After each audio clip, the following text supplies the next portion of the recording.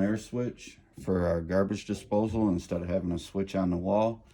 The switch on the wall turns an outlet on below, so if you already have that set up with the switch on the wall that kicks your garbage disposal on and off, we're actually converting it to a countertop switch, a push button, what they call an air switch. You can purchase it at your box stores.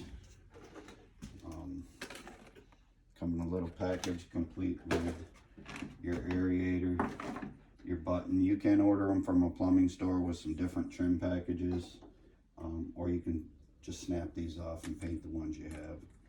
You might be able to order the trim package separately, depending on what color you're looking for. So we have all our parts and pieces here to do that. So first of all, we're going to shut our switch off. We're going to unplug our, your switch should already be off, actually, because it was already previously hooked up to your garbage disposal.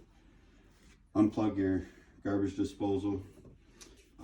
Make sure you're confirming the directions, the size of the hole. This hole we've already drilled because later on we're going to actually, we had a soap dispenser here, and we're going to move it to the other side. But you get you a hole saw, the size of the directions, in this case 1 3/8. Drill a hole in your countertop. If you have a granite or quartz marble concrete countertop, they have a special bit for that. This one is actually butcher block, but as you can see, the 1 3/8 sits very well in the hole. So the hole is drilled. We're going to grab our button, and then our trim pieces, the lock nut from underneath, the rubber washer. We're going to stick that on.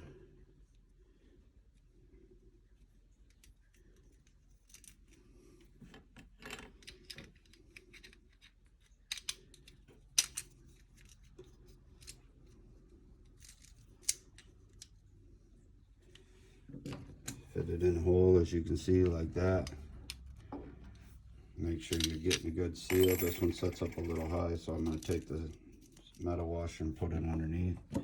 You're going to drop that in the hole, and that's what it's going to look like when you're finally done. And we're going to crawl under the sink and put this nut on the bottom side of that to secure it into place. Let's back up a minute. Just because I don't like crawling under the cabinet, as you can see, I pulled the door already off. On the bottom of the air switch is where the little rubber hose goes. It goes to the aerator. I actually like to put this on first so I don't have to get under the sink too much. So you just shove that on. I don't cut it to length at this point, but I am going to drop the nut over the hose after I get under the sink, because the nut won't go through there. So I just drop the hose down through here. This YouTube thing is a little new to me, so I like to just do the things instead of step by step, so I apologize, but I'll do the best I can do with my professional videotaper here. So that's going to go in there like that, and then I'm going to get under here, and being as I'm such a big dude, I'm able to actually reach under here and feel where it's at. Pull my...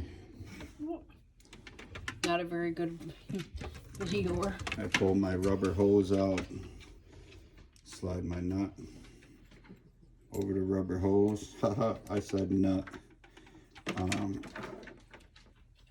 And then that'll follow me right up to where my air switch is at. And then I just tighten it down. It doesn't have to be super tight. This one, being it's a pretty thick countertop, it just barely grabs on there. Did you do But those you want to make countertops by yourself? Those countertops were prefabbed, and I just cut them to fit, and we'll refinish them at a later date, but they do have a finish already on them now. So we'll just make sure that's snugged up just to help prevent any leaks from around it. So that's snugged up. So now you got your switch installed, and then you got your aerator here, and there's always a side up. and this is what's going to plug into your outlet now. So once this is plugged in, you can leave your switch on the wall, and then your garbage disposal will plug right into the side, and every time you push that button, it'll turn your garbage disposal on. So you just have to pick a good location where your cord will reach to your outlet, mount this to the side of your cabinet, take your rubber hose, cut it to length however you have it routed underneath there, and then it just plugs in right there, and boom, you're good to go. So just for YouTube purchases, I'm not going to mount this yet. I'm just going to plug it in the outlet. I'm going to take the rubber hose just so you guys can see what's going on, because once I get it back there, she won't be able to get back there with me in this little cabinet, even though I'd like it really much if she'd get that close to me.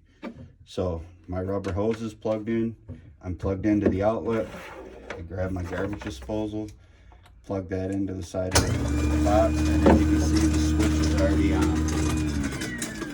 So now this little air switch, it just operates by pushing the button, turns it on, push the button, turn it off. There you go. Can you use any garbage disposal for that? Any garbage disposal that plugs in will plug into the side of this box. And I haven't seen a garbage disposal that is direct wired, but that doesn't mean they're not out there somewhere, because I'm not a professional plumber.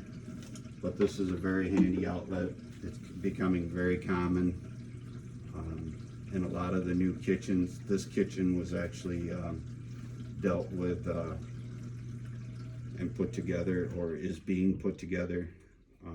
We ripped it out of another house, and being that we are on a budget to redo our kitchen, we made our kitchen layout fit to the cabinets that we had, which has been a long battle, but we're able to get through some of the designing stuff. So the only thing we've purchased in this kitchen is the sink and the countertops. We were originally going to do concrete countertops, but then we ran across the deal on some butcher block. So we'll use the butcher block with the color they are until they need refinished, and then we'll refinish them to our liking, and throw maybe some epoxy mineral oil or something that's food safe over the top of them at that time.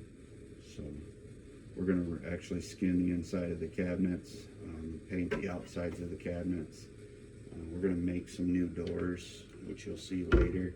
We're going to actually make our own cabinet doors to go on these boxes.